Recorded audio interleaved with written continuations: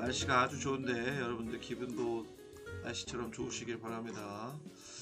자, 기도하고 시작하도록 하겠습니다. 하나님 감사합니다. 오늘도 귀한 하루 주셔서 우리 이렇게 호흡을 주시고 하나님을 예배하게 하시고 무엇보다도 구약개간 온라인 강의 이 강을 함께 들을 수 있도록 인도해 주심에 감사드립니다. 우리가 하나님의 말씀을 배우고 하나님께서 주시는 지혜와 힘으로 이 땅을 살아갈 수 있도록 하시며 특별히 아버지 하나님의 성경에 대해서 알아갈 때에 더 많은 지혜와 깨달음 주시고 하나님과 온전히 동행할 수 있는 우리 될 수 있도록 힘과 능력 부어 주시옵소서. 또 이 시간 담임 목사님 눈 수술로 아버지 치료 중에 있습니다. 아버지 하나님께서 치료의 손길 주셔서 회복시켜 주시고 깨끗하게 완쾌되어서 함께 예배드리고 영적인 교제를 나눌 수 있는 귀한 시간 속히 허락하여 주시옵소서. 감사드리며 우리 주 예수 그리스도 이름으로 기도드렸습니다. 아멘. 네, 반갑습니다. 자, 오늘은 성경의 지리와 풍토에 대한 내용을 배우는 시간입니다. 뭐라고요? 성경의 지리와 풍토, 지형적인 특징, 또 기후적인 것을 좀 알아보려고 합니다. 왜냐? 이스라엘은 우리나라랑 다른 곳이기 때문에, 다른 지역이기 때문에 그곳의 특징을 알면 성경의 내용을 이해하는 데 더 쉽겠죠. 자, 오늘은 지난주에 성경의 구조에 대해서 우리가 알아보았고, 오늘은 성경의 지리와 풍토에 대해서 알아보는 시간을 갖겠습니다. 자, 인간의 상태로 보는 구약 성경 다시 한번 일과에 나왔지만 우리가 보겠습니다. 이과를 보면 지난주에 배웠던 내용을 확인하는 칸이 있죠. 자, 여기 적어 오셨나요? 창조와 타락한 인간의 상태에서 주신 하나님의 말씀, 창조와 타락한 인간의 상태에 연대기적으로 창조시대, 그리고 성경의 이름 구약으로 창세기가 되겠습니다. 두 번째, 믿음과 순종은 연대기가 어떻게 되죠?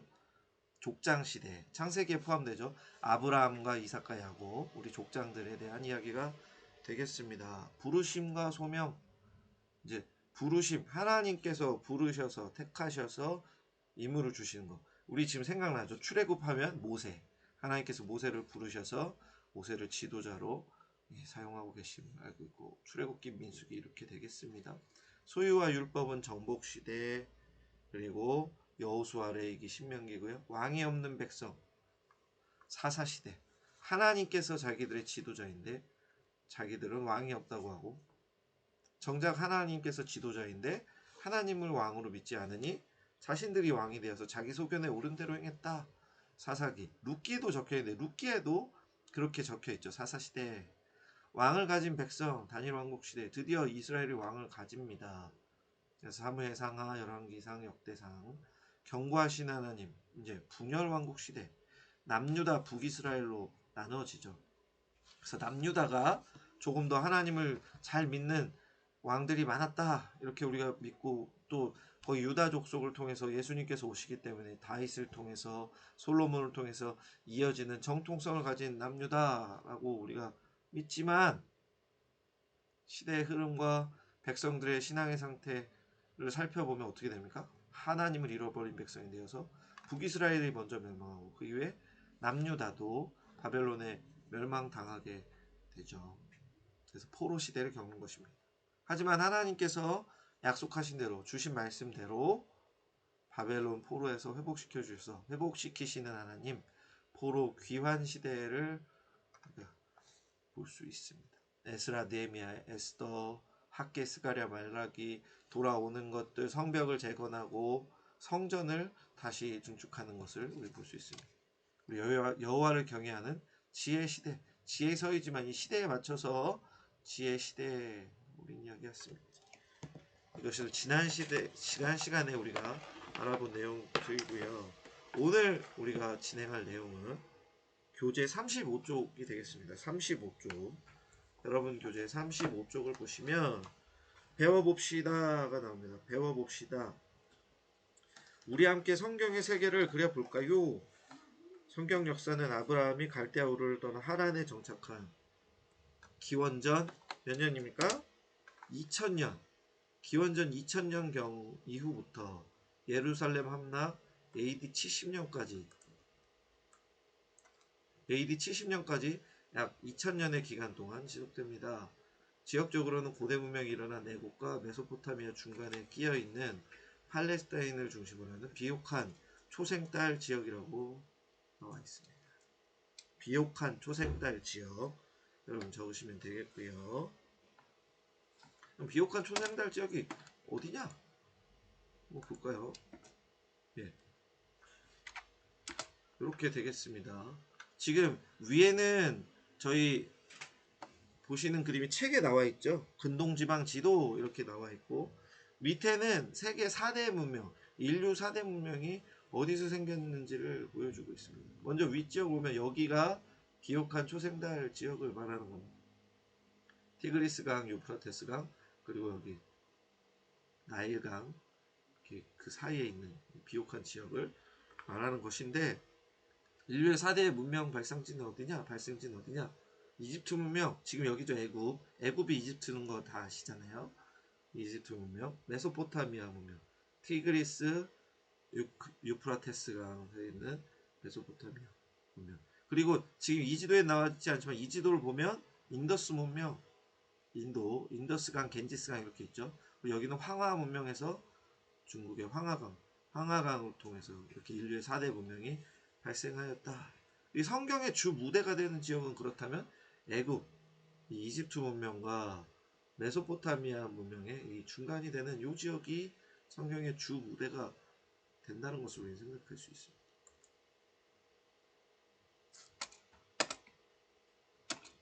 자, 성경의 지리와 풍토, 이 다음 장을 한번 넘어가 볼까요?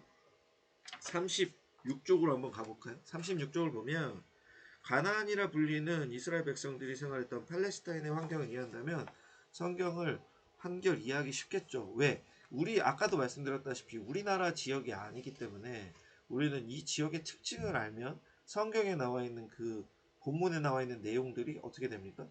머릿속으로 더 선명하게 떠오를 수 있겠죠. 그래서 팔레스타인의 명칭은 블레셋 사람이 사는 땅이라는 필리스티아에서 유래하였다.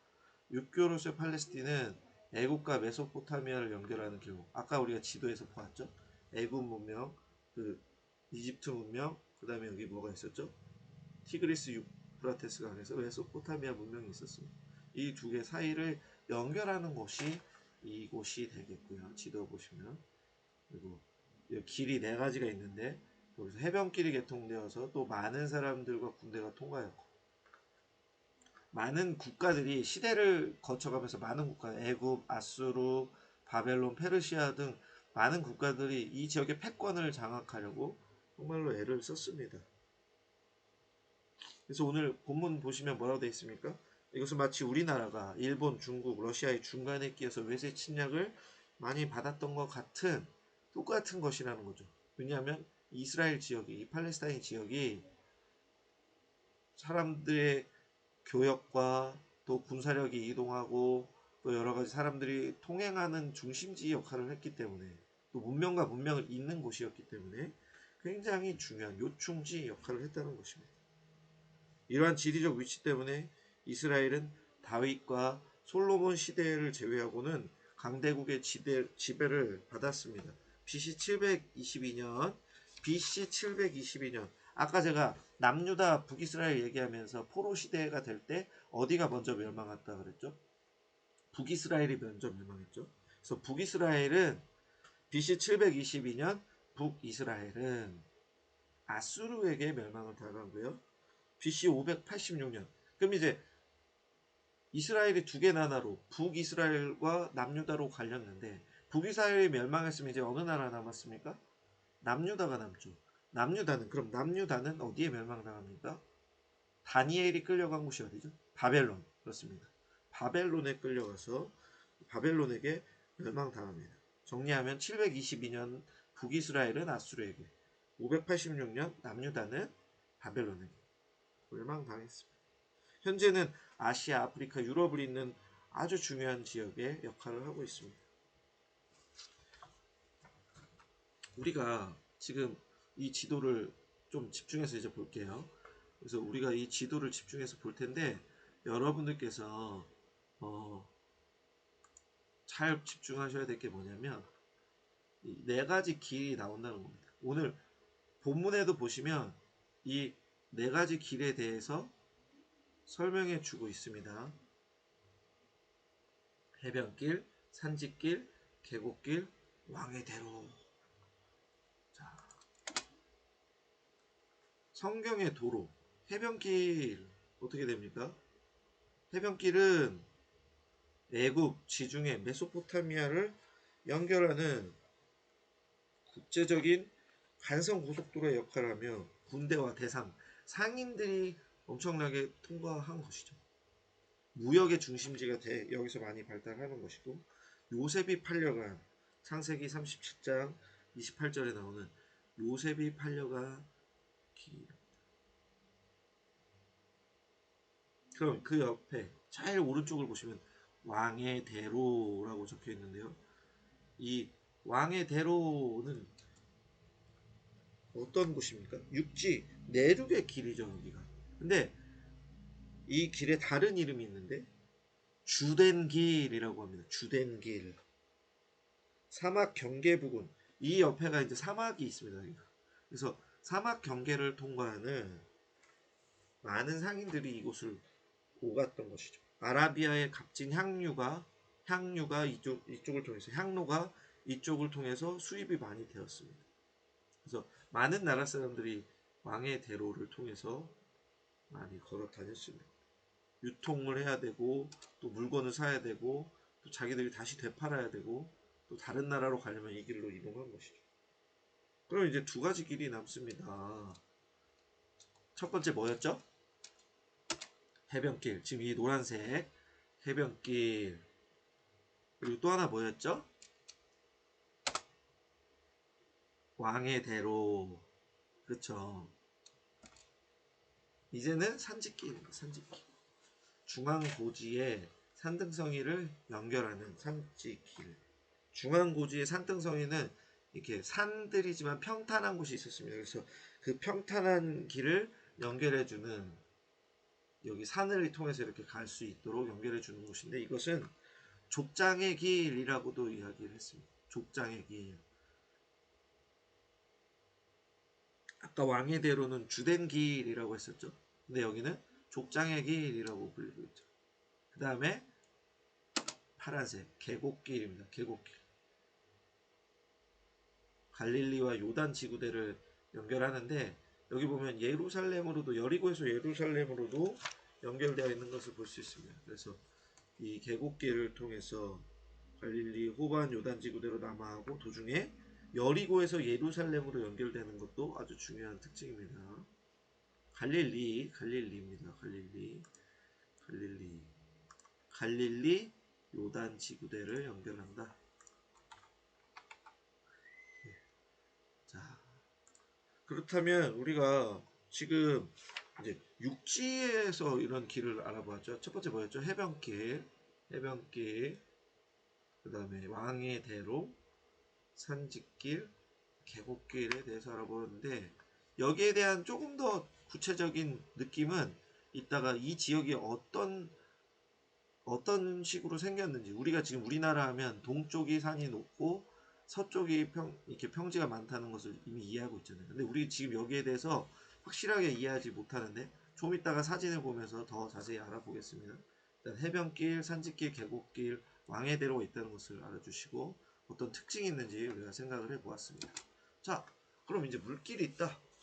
성경의 물길, 지중해 대해로도 불리고 지중해는 대해로도 지금 불리고 있는 것을 알 수 있습니다. 왜냐하면 여기 있는 다른 바다들 보면 여기 사해 돼 있고 갈릴리 바다 돼 있잖아요. 그쵸? 근데 사실은 모양을 보면 뭡니까? 호수입니다. 호수. 그런데 이런 히브리어적인 어원적 특징이랑 또 당시 시대 상황들을 볼 때 이 사람들이 이것을 바다로 여겼다는 것이죠. 근데 지중해는 그러니까 이 사해와 갈릴리 바다 홍해와 비교해서 뭐 얼마나 합니까? 너무나도 크기 때문에 사람들은 이 대해라고 불렀다는 것이죠. 예전에. 자, 갈릴리 바다 심장 모양의 담소라고 되어 있는데 여기 지중해고 여기 갈릴리지 않습니까? 약 갈릴리를 확대해 보면 이렇게 나옵니다. 갈릴리를 확대해 보았더니 갈릴리가 이런 모양을 가지고 있는 거예요. 근데 이 갈릴리가 무슨 모양이에요? 이렇게 심장 모양입니다. 그래서 이 갈릴리 바다 근처에 마을이 되게 많았어요. 지금 베세다, 디베랴, 베다니, 고라신 뭐 이렇게만 보이지만 이 곳 근처에 여러 가지 마을들이 있고 지금 길이 이렇게 나 있죠. 또 여기 물이 이렇게 흐릅니다. 물이 계속 연결되는데 요단강도 흐르고 이런 것들을 우리가 알 수 있는 것이죠. 그러면 이 갈릴리의 다른 이름은 무엇입니까? 긴네렛, 모양이 하프와 닮았다. 이게 심장도 닮았지만 하프도 닮았죠. 이렇게 해서 연주하는 하프. 그래서 여호수아 11장 2절, 19장 35절에서 하프와 모양이 닮았기 때문에 긴네렛이라는 이름도 불립니다. 그리고 갈릴리 바다가 갈릴리 지역에 있으니까 갈릴리 바다라고 이름이 불렸고요. 또 게네사렛이라는 이름도 있습니다. 이것은 왕자의 정원이란 뜻입니다. 왕자의 정원. 이 주변 경관이 너무나도 아름답기 때문에 지금 우리가 이스라엘 하면 막 사막만 있고 광야만 있는 것으로 생각하잖아요. 그런데 여기 이 확대된 지도를 잘 보시면 옆에 이렇게 물 근처, 수원지 근처에 이렇게 나무 초목이 되어 있는 지형임을 우리는 알 수 있습니다. 색깔이 다르잖아요, 여기랑. 그래서 이곳에서 자연 경관이 그냥 흙만 있는 것이 아니라 나무와 초목도 이렇게 열매를 맺을 수 있는 것들이 있었기 때문에 왕자의 정원 경관이 아름답다. 왜냐면 물이 거의 없는 곳인데 큰 바다로 불릴 정도의 호수가 있으니까. 자, 디베랴. 헤롯이 세운 도시가 디베랴라는 도시가 있습니다. 네, 여기 지금 나오죠. 디베랴가 근처에 있기 때문에 갈릴리 바다 근처에 있기 때문에 디베랴 호수, 디베랴로 가자 이런 얘기를 많이 듣기도 했다는 것입니다.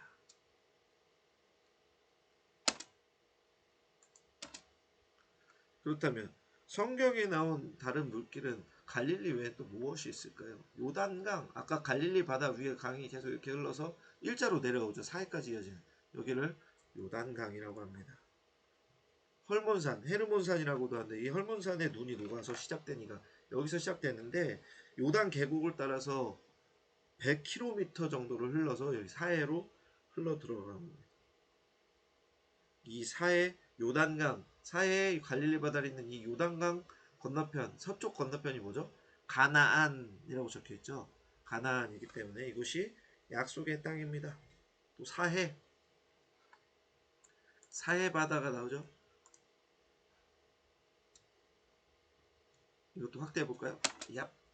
자, 여기 보시면 갈릴리 바다, 요단강, 사해, 지금 이게 이 사해입니다.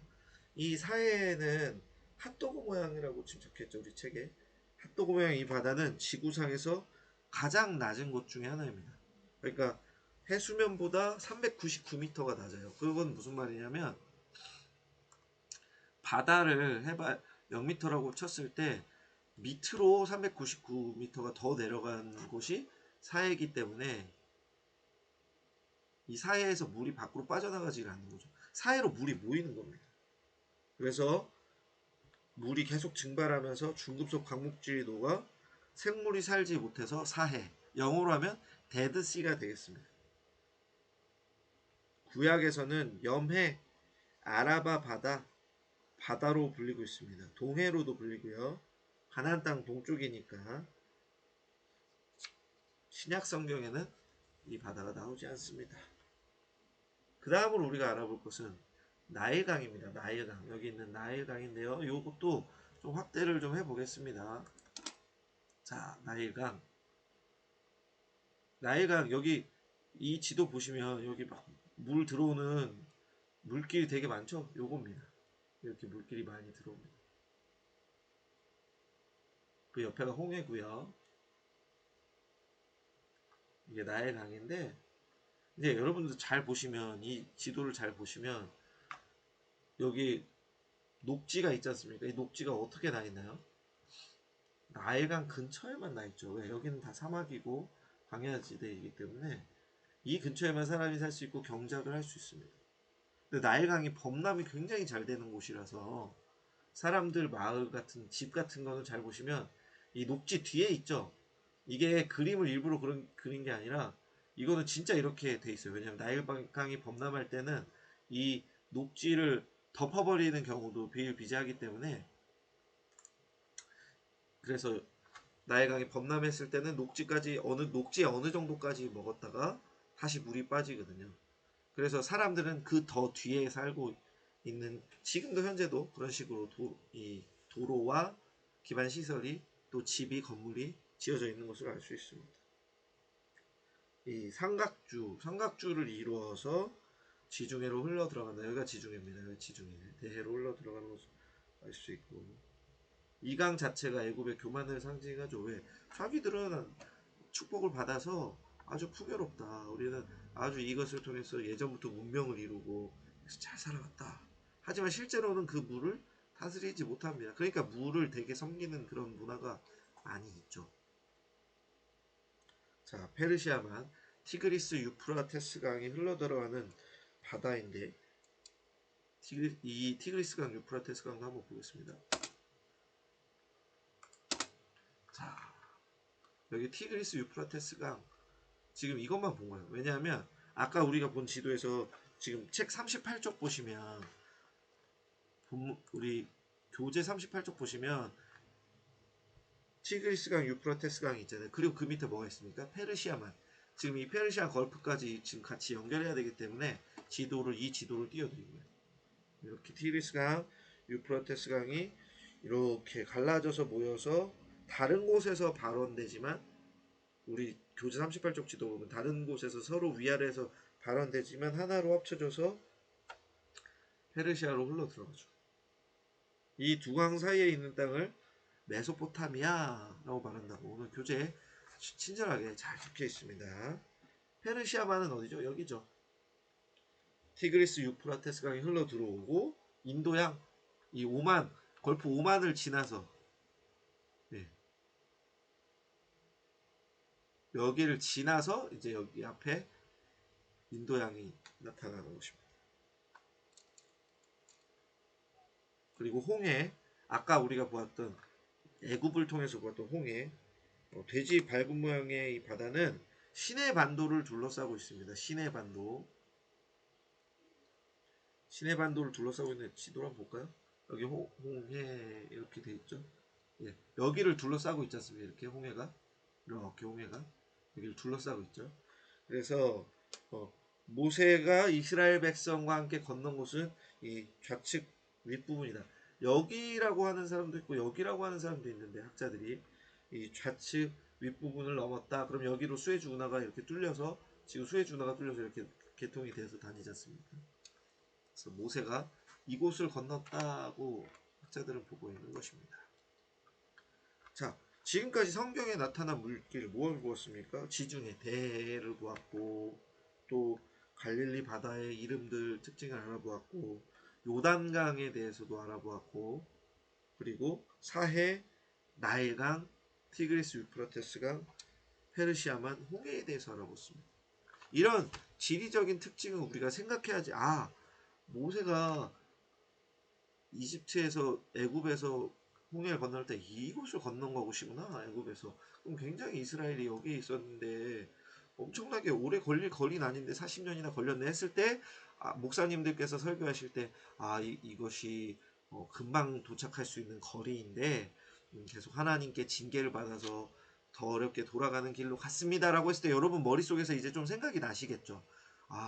이렇게 옆에 붙어 있었는데 거기가 그 관문이라서 가까운데 그럼에도 불구하고 이스라엘 백성이 하나님께 정말 큰 죄를 짓고 교만했었구나. 하나님께 정말 큰 교육을 받고 있구나. 우리가 생각할 수 있는 것입니다.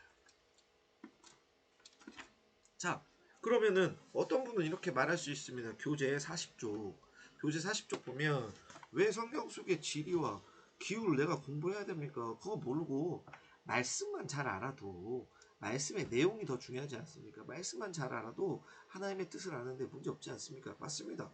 말씀만 알아도 너무 좋습니다. 그런데 잘 보시면 성경의 말씀은 이스라엘과 함께 하신 하나님의 사역을 기록한 역사적 사실도 들어있다는 것입니다.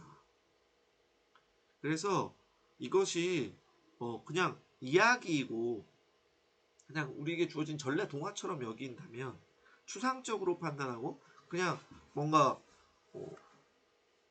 예수님께서 실제 벌이신 이적, 하나님께서 보여주신 놀라운 역사를 그냥 이미지 그래, 그것으로 교훈을 주시려는 걸 거야, 이렇게 간과할 수 있는데, 축소시킬 수 있고 폄하할 수 있는데, 하나님께서 역사하신, 특히 구약 성경은 역사적인 사실이 다 들어있는 것이기 때문에, 신약 성경도 마찬가지지만 구약 성경은 이스라엘을 세워가며 나라를 세워가시고 땅을 정복해 하시고 나라가 분열되었다 회복되는 그 과정이 지금 들어있는 역사적인 기록이기 때문에, 하나님의 또 놀라운 손길이, 놀라운 사역이 들어있기 때문에 우리가 그 문화와 풍습과 지리와 기후를 알게 된다면, 이 단어가 이런 뜻이구나, 이런 의미구나를 알 수 있는데, 이따가 몇 가지 더 설명을 제가 드릴게요. 오늘 여러분이 이게 그거구나를 오늘 분명히 배워가실 것이 있습니다. 확신합니다. 끝까지 함께 따라와 주세요. 자, 그렇기 때문에 우리가 성경에 등장하는 지형과 길이, 기후와 관련된 그들의 삶, 우리의 삶으로 이해를 하기 때문에 우리가 오해할 수 있는 게 있습니다. 하지만 그들의 삶을 통해서 우리가 이해할 때 이 성경의 내용을 조금 더 명확하게, 그리고 우리 머릿속에 그려지듯이, 그림이 그려지듯이 확실하게 알 수 있는 거죠. 그래서 이런 오류, 아까 말한 그런 오류들을 벗어날 수 있는 가장 좋은 방법은 성경에 등장하는 지형과 지리를 숙지하고 그들의 삶을 바라보는 것이다. 40년 동안 이스라엘 백성이 연단되었던 광야와 또 그 기후와 관련되어 있는 절기, 주변 국가들의 위치, 다른 나라가 어디인지, 지금 애굽이 이스라엘 어느 쪽에 있는지 알게 되었잖아요, 우리가. 그렇죠? 방금 지도 잠깐 봤는데 애굽이 우리 왼쪽, 이스라엘의 왼쪽 하단에 있다는 것을 알게 되었죠. 이런 것들이 뭘 통해서 알 수 있습니까? 지도와 하나님께서 주신 이 지형, 이 지구에 대해서 우리가 또 공부하는 거지 않습니까? 지금 이 지리와 기후에 대해서 공부하면서 알 수 있다는 것을, 또한 큰 현실감, 성경이 그리지만 우리 머릿속에 그려지고 우리가 알고 있는 그 지식과 이곳의 문화가 합쳐지면서 이것이 더 확실하게 이 무슨 뜻인지를 알게 되는 거죠. 자, 그렇다면 지금부터는 팔레스타인 지방의 특별한 기후에 대해서 알아보겠습니다. 뭘 알아본다고요? 팔레스타인의 기후에 대해서 알아보겠습니다. 팔레스타인의 기후, 이쪽의 기후는요, 수변한 지역, 그리고 건조한 지역의 경계, 그러니까 수변한 기후와 건조한 기후의 경계인 아열대성 기후입니다. 이거부터 지금 우리가 새로운 걸 배우는 거죠. 지금 이스라엘이 속한 팔레스타인 지방을 다 뭐라고 생각합니까? 사람들이 사막이야, 광야야, 이렇게 말하는데 뭡니까? 아열대성 기후로서 비도 오고 녹지도 있고 작물도 재배할 수 있다는 것을 우리는 생각해야 되는 것입니다. 그냥 사막 한가운데 있는 이스라엘 정말 고생했다. 물론 사막도 있죠. 광야도 있습니다. 하지만 무엇도 있다? 비도 오기 때문에 녹지도 있다는 것을 우리는 기억해야 됩니다. 자, 여기는 우리랑 좀 달라요. 겨울은 9월부터 4월, 여름은 6월부터 9월, 10월인데 9, 10월인데 우리는 언제 비가 많이 옵니까? 여름에 비가 많이 오죠. 여름에 장마가 있고 여름에 비가 많이 오는데 이스라엘은 겨울이 우기입니다. 비가 오는 지역. 이 우기에는 지중해를 통해서 여기서 서풍이 불어오기 때문에, 바다의 습기를 먹으면 서풍이 불어오기 때문에 비가 겨울 기간에 많이 오는 것이고요. 여름에는 건조한 사막, 여기 네게브 사막, 페르시아 사막, 여러 가지 사막, 여기가 광야지대지 않습니까? 여기서 뜨거운 바람, 습기가 없는 뜨거운 바람이 올라오기 때문에 여기에서 비구름이 생길 수가 없는 것입니다. 자, 이렇게만 말하면 또 몰라. 그래서 제가 도표를 하나 가져와 봤습니다. 여러분 같이 보세요. 이거 책에는 없습니다. 자, 제 얼굴을 가릴게요. 이거는 홀만의 퀵 소스 바이블 아틀라라고 해서 이제 성경의 지도인데 우리나라에 이것을 판권을 가져와서 우리나라 한글로 번역돼서 나온 책이 있다고 합니다. 그런데 일단 저는 이제 외국 책을 가지고 있기 때문에 이거에서 뽑았는데요. 이것은 뭘 말해주는 거냐면 average annual rainfall이라고 하면 뭐냐면 이것은 평균 연간 강수량입니다. 그러니까 이 이스라엘 지역, 메소포타미아 지역에 특별히 지금 이스라엘만 캡처를 했는데 이스라엘 지역의 연평균 강수량에 대해서 알아보는데 보면 지금 이렇게 비가 제법 오는 구역이 많지 않습니까? 그쵸? 여기 계속 비가 오는 거예요. 세겜, 단이 이스라엘 거의 북쪽인데 최북단인데 여기 비가 계속 옵니다. 그래서 이걸 봤을 때 우리는 뭘 할 수 있습니까? 여기 적어놨죠? 서북쪽이 강우량이 많다. 이쪽 서쪽과 북쪽이 동남쪽에 비해서 강우량이 많다. 지금 여기 노랗게 돼 있고 빨갛게 돼 있죠? 여기는 여러분이 생각하는 그런 사막입니다. 지금 이게 사해, 그쵸? 요단강, 그다음에 갈릴리 바다. 그래서 이 서북쪽이 비가 많은데 문제는 증발이 남쪽이 더 심해요. 지금 보시면 기온이 여기는 화씨 90도까지 올라가는 곳이 있습니다. 여기는 화씨 78도죠. 제일 온도가 높은 때가. 근데 여기는 90도, 83도. 물론 요바 같은 것도 가자 지역도 높지만, 네, 이렇게 보시면 여기가 더 기온이 높고 비가 조금 오는 걸 알 수 있습니다. 이 인치가 강우량, 우린 밀리미터로 재잖아요. 근데 미국은 인치로 잽니다. 24인치, 8인치 연간 평균 강수량이 굉장히 밑에 지역이 비가 조금 오고 덥고 건조한 것을 우리는 알 수 있습니다. 그러니까 여기서 지금 우리의 오해가 하나 풀리는 게 우리는 다 이스라엘 하면 요것만 생각하는데 그쵸? 우리는 이스라엘 하면 이 사막 광야만 생각했었는데 그게 아니라 비도 오고 이렇게 녹지도 있고 이스라엘에 곡물을 생산할 수 있고 과수를 재배할 수 있는 환경이 되는구나. 아열대성 기후구나. 근데 비가 우기에 많이 온다. 근데 그 우기는 언제다? 겨울이다. 우리가 생각할 때는 여름에 비가 많이 온다고 생각할 텐데 이 지역은 반대구나. 이것을 오늘 우리가 암으로써 뭐가 도움이 됩니까? 이스라엘의 겨울이야? 막 성경에 만약에 겨울이라고 나오면 어떻게 됩니까? 거기 비가 많이 오겠네 그때. 이걸 생각할 수 있는 거죠. 그리고 이스라엘 북쪽에 있어? 이러면 뭡니까? 거긴 그래도 날씨가 좀 괜찮고 비도 오고 녹지도 있는 곳이네 라는 것을 우리는 생각할 수 있는 거죠. 그냥 사막에서 막 고생하고 비도 안 오고 막 하루 종일 그렇게 살아가지 않았다는 것을 생각을 해야 됩니다. 자, 그러면 이런 이해를 바탕으로 팔레스타인의 기후의 특징 40쪽으로 한번 알아볼까요?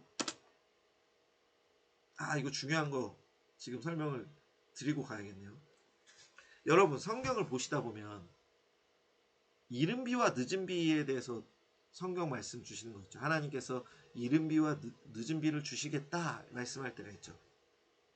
기억나시는 분? 집에서 손 드시면 됩니다. 예. 보이진 않지만 들으셨을 거라 믿습니다. 자, 이른 비와 늦은 비가 이 우기와 건기 사이에 있는 거예요. 그러니까 뭐냐면 여기 표를 보시면 이 위에만 보시면 됩니다. 윈터 레인 적혀 있죠. 그러니까 겨울이 뭐라 그랬죠? 우기, 비가 오는 기간. 그래서 밑에 보면 10월, 11월, 4월. 그래서 4월, 5월 이때 비가 오는 거고 드라이 시즌인 건기를 말하는 겁니다. 그래서 이 건기와 우기 사이를 보면 트랜지셔널 시즌이라고 돼 있는데 이거는 이제 기후가 건기에서 우기로 넘어가는 건조하기도 하고 비가 오기도 하고 섞여 있는 건데 여기가 중요합니다. 어텀 레인하고 스프링 레인이 적혀 있죠. 이건 뭐냐면 가을비. 자, 따라해 볼까요? 가을비. 이건 뭐죠? 봄비. 그런데 바로 이것이 늦은 비와 이른 비를 얘기하는 것입니다. 자, 이게 이른 비요. 이게 늦은 비입니다. 뭐냐? 건기가 계속 진행되는데, 그죠? 건기가 이때부터 건기가 진행되잖아요. 건기 와서 비가 시작됩니다. 근데 아직 우기가 확실한 우기가 되지 않았는데 비가 이때부터 와요. 그럼 이때 오는 비를 뭐라 그런다 이 사람들은? 이른비라고 말합니다. 그리고 이제 겨울에는 계속 비가 오는 거죠. 비나 눈이 내리겠죠. 그리고 이제 봄이 되어서 건기로 넘어갈 시즌. 건기로 넘어갈 땐 뭐가 오는 겁니까? 늦은 비가 온다.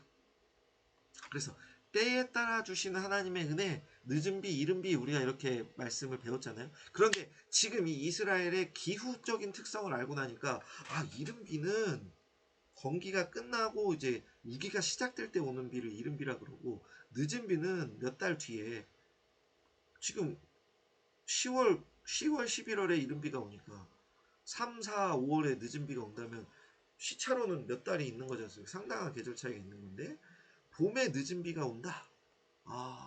그럼 늦은 비도 굉장히 중요하죠. 이른 비도 중요하고 늦은 비도 중요합니다. 왜? 이른 비는 뭐에 중요할까요? 이른 비는 뭐가 중요할까요? 땅이 건기였으니까 땅이 건기였기 때문에 딱딱하지 않습니까? 그리고 메마르지 않습니까? 이 기후가 변화되는 이 트랜지셔널 시즌에서 비가 조금씩 오고 이른 비가 쫙 왔을 때 땅이 어떻게 될까요?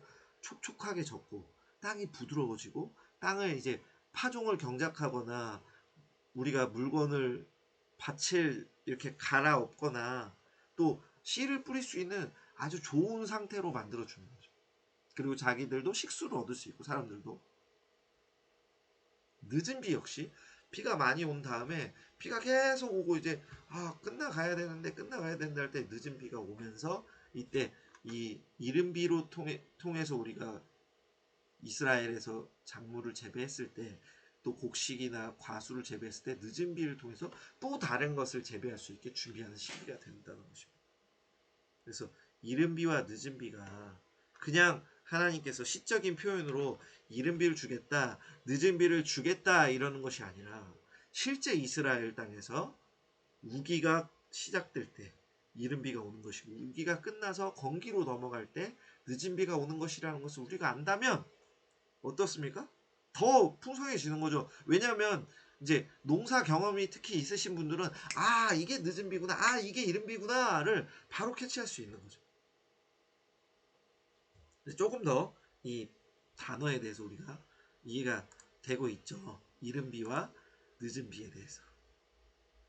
이런 우기, 건기, 또 지역적인 특징을 생각하면서 우리가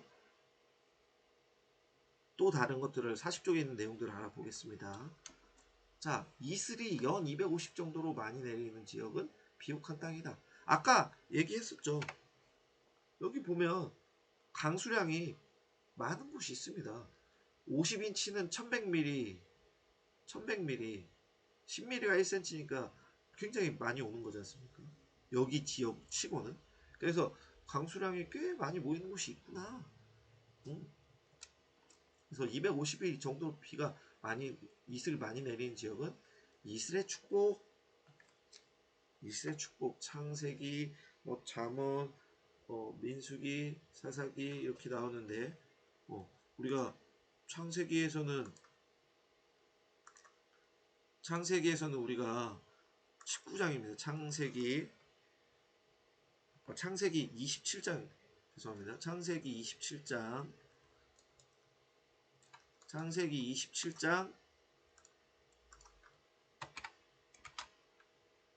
28절 그리고 잠언 19장 12절 민수기 11장 9절 또 그 밖에 많은 곳에서 이렇게 이야기하고 있죠. 네, 시로코라는 것이 있습니다. 이번에 이슬, 강수, 또 물 촉촉히 적셔 주시는구나. 이걸 알았는데 이번에 뭡니까? 시로코, 여름 전후에. 아까 여름이 되면 뭐가 시작됐죠? 우기, 그렇습니다. 봄에 늦은 비가 왔잖아요. 늦은 비 다음에 뭐가 와요? 건기가 옵니다. 건기. 그래서 메말라 가요. 그런데 이때 뭐가 불어옵니까? 아라비아 사막, 밑에 있는 아라비아 사막에서 뜨겁고 메마른 강풍이 불어오는 겁니다. 그러면 이스라엘 지역에 습기가 확 날아가 버리는 거죠. 자, 연평균 기온 14도, 26도. 근데 땅의 특징을 봐야 돼. 땅. 여기 땅은 지금 다공질인 현무암. 현무암 어디죠? 제주도 현무암이 많죠. 구멍난 그 꺼먹고 구멍난 거 현무암. 이 용암의 분출, 용암이 녹으면서 녹아서 이렇게 흘러내리면서 마르면서 온도가 식으면서 돌이 구멍이 뚫리잖아요. 그 수증기가 빠져나가면서. 그런데 이 다공질인 현무암 그리고 석회암, 유럽 지역이 라임스톤이 많죠. 틈새 많은 석회암이 많아서 이 이스라엘 지역엔 상시천이 많지 않다. 비는 오지만 어떻게 되는 겁니까? 비를 가둬두는 땅의 형질이 아니기 때문에 물들이 지하로 흡수되거나 날아가는 거죠. 그래서 물이 생명수, 물의 유무가 생사를 가르고 족장시대에 우물을 파서 정착하였다. 이삭이 우물을 팠는데 블레셋 사람들이 와서 막 달라 그러고, 그쵸? 우리 그런 모습 아시죠? 블레셋 사람이 나가라 그러고, 뭐 너가 이 땅에서 나가주면 좋겠다. 너가 이 땅에서 나가주면 좋겠어. 너가 너무 강대해. 그러니까 이삭이 나오면서 우물을 팠는데 이거 우리 우물이라고 그래서 막 뺏기고 여러 번 양보해 주다가 마지막에 르호봇에서 우물이 많고 물이 많아서 하나님의 축복이다 막 이렇게 고백하면서 사람들이 하나님의 축복을 받은 사람이다 막 이해시키잖아요. 근데 가서 땅을 옮기면서 제일 먼저 이삭이 뭐 했습니까? 이삭의 종들을 통해서 우물을 판 것이죠. 물이 필요하니까.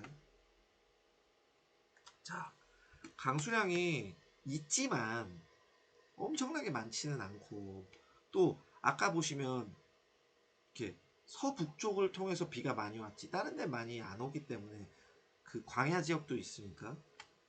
그리고 또 방금 말한 것처럼 이 바닥이 이 지반이 어떻게 되어 있다 그랬죠? 현무암, 석회암이 되어 있기 때문에 물이 많이 흡수가 되고 바로 물이 빠지는 거죠. 물을 가둬두지 못하니까 상시천이 적고 물이 많이 필요했다. 자, 그러면은 이 사람들은 뭐에 의존을 할 수밖에 없습니까? 늦은 비, 이른 비, 우기. 그러니까 하늘에서 내리는 비에 집중할 수밖에 없는 거죠. 그래서 42쪽 보면 천수에 의존한 경작이라고 나와 있죠. 관계 농업을 하던 애국과 메소포타미아 달리, 그러니까 강을 가지고 물을 따와서 하는 거와 달리 팔레스타인은 하천이 별로 없고 물을 가둬두기도 어려워. 비가 오긴 하지만 많이 오지도 않고 물을 가둬둘 수 없는 지반을 가지고 있기 때문에 빗물에 의존해서 파종 수확하였고, 그래서 더 하나님을 절대적으로 의존할 수밖에 없었다. 신명기 11장 9절에서 12절.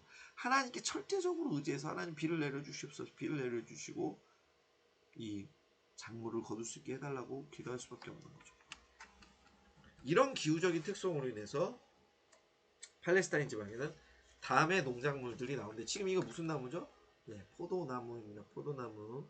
그래서 가나안은 포도나무 재배의 최적지로, 포도나무는 이스라엘을 상징합니다. 요한복음에서는 어떻게 되어 있죠? 예수님이 포도나무, 우리는 가지.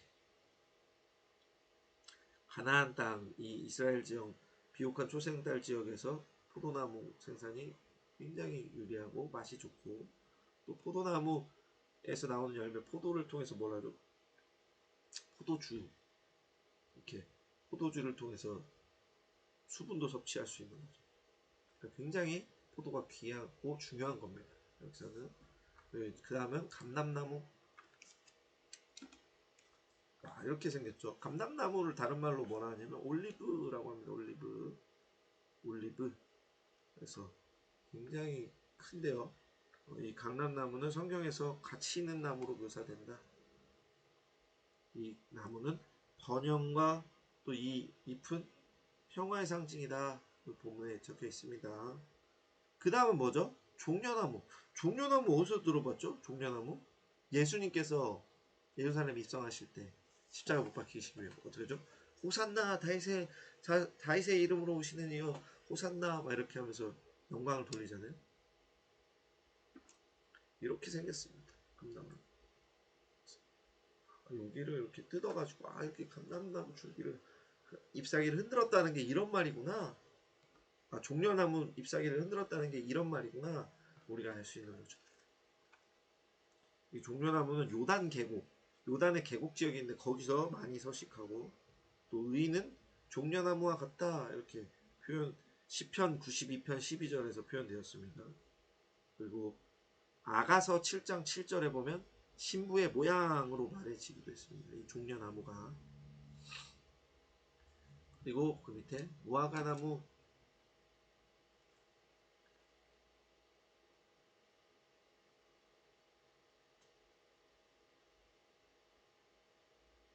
크죠 이것도. 잎사귀가 굉장히 크고 두터워서 여름철에 더위를 피하는 이 그늘, 이쪽 그늘 휴식처로 사용됐습니다.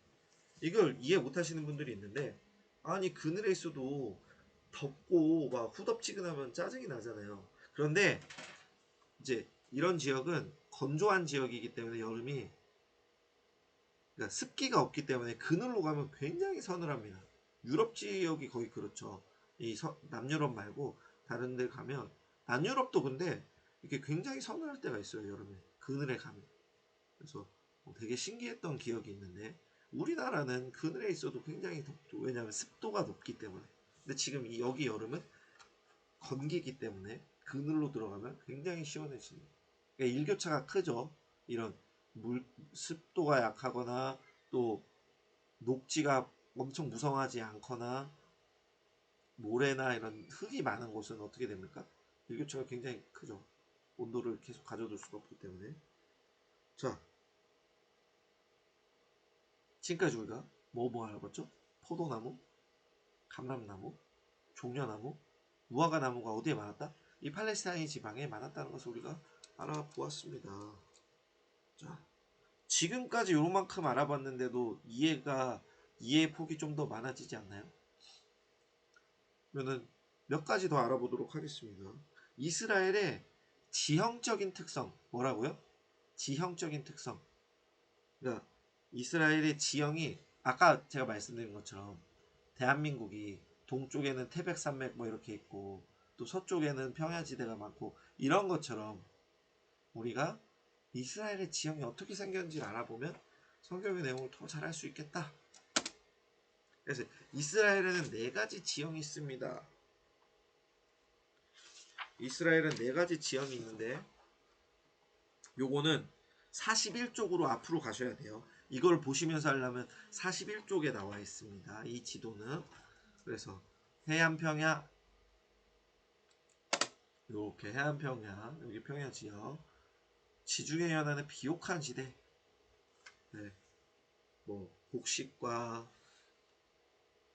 과수, 뭐 풀, 나무가 잘 자라는 곳, 아주 비옥한 땅, 거길 말하는 것이고요. 중앙 고지대, 요단강 서편과 산악의 고원 지역. 그러면 어떻게 돼요? 여기는 평야고 여기 고지대라는 것은 여기가 산지다, 좀 더 높다는 것을 우리는 알 수 있죠. 중앙 고지대, 이렇게 여기 다볼산, 레바논산, 에발산, 그리심산, 이렇게 산이 막 있습니다. 그리고 요르단 지구대, 요단강 주변 지역, 요단 지구대라고도 하는데 요르단 지구대, 네, 여기고요. 그러니까 갈릴리 호수와 갈릴리 바다와 사해를 잇는 이 요단강 주변의 지역을 말한다. 트랜스 요르단이라는 게 있는데, 이거는 요단의 동편 지역, 요단강 동편 지역으로서 가나안 땅 우리가 정복할 때 갓 지파, 루벤 지파, 므낫세 지파가 먼저 정복을 한 므낫세 반 지파, 그러니까 므낫세 반이 정착을 한 곳이 이곳입니다. 갓 지파, 루벤 지파, 므낫세 반 지파. 자, 근데 이렇게만 보면 여러분이 좀 이해가 안 되시잖아요. 그래서 제가 아까 좀 더 이해가 쉽게 다른 것을 보여드린다 했는데, 이것을 통해서 보세요. 이게 단층적으로 한번 보겠습니다. 지금 우리 위에서 보고 있잖아요. 지도를. 그쵸? 위에서 내려다보는 지도인데, 이제 이 땅이 우리 눈앞에 있다고 생각하고 지도를 한번 보겠습니다. 자, 지금 이 빨간 줄이 여기라고 생각하면 돼요. 여기. 지금 아까 우리가 보았던 사해, 갈릴리 바다, 요단강을 잇는 이 이스라엘 지역의 특징. 그러니까 이 지금 41쪽 지도를 같이 보면서 봐도 좋습니다. 이건 화면에만 있는 거, 지금 보여드린 건 화면에만 나오니까. 그쵸? 근데 제 얼굴 지우고 보면 이제 이해가 되시죠? 어디가 높고 어디가 낮은지. 아까 사해가 얼마나 낮다 그랬죠? 굉장히 낮다 그랬죠? 그쵸? 399m, 마이너스 399m. 그러니까 물이 이렇게 들어갈 수밖에 없는 거죠. 그리고 여기 요단강, 그리고 여기 갈릴리. 그럼 어떻게 되어 있습니까? 요렇게 살짝 올라갔다가 내려왔다가 쭉 올라갔다가 다시 내려왔다가 다시 올라가죠. 그러니까 여기가 지금 산지처럼 이렇게 모양이 고지대처럼 이렇게 돼 있지 않습니까? 보이시죠? 여기 2600 해발 2684피트. 여기는 헐몬산은 9200 엄청나게 높은 거죠. 근데 여기는 굉장히 낮은 지역. 그리고 여기 트란스 요르단 여기 지대도 아 여기 평야지대보다 높구나를 우리는 알 수 있는 것입니다. 네.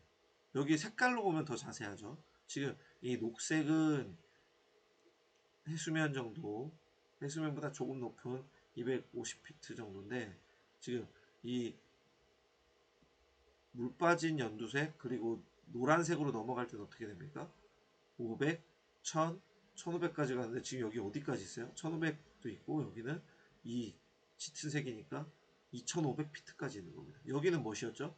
0에서 200인데 여기는 그 10배가 넘는 높이인 걸 보면 여기가 서부 산지, 우리가 아까 알아본 중앙 고지대라는 것을 알고 있고 요단, 여기는 요단 지구대, 여기는 트란스 요르단이라는 것을 알 수 있습니다. 이제 높낮이가 좀 이해가 되시나요?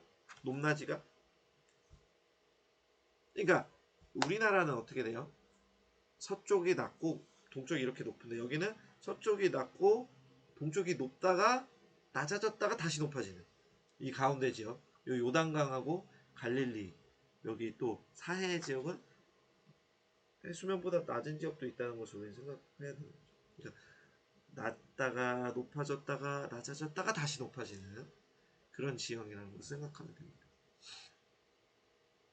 이것 이제 잘 모르셨죠? 이제 이해가 되시죠? 이 그림을 보면서 하니까.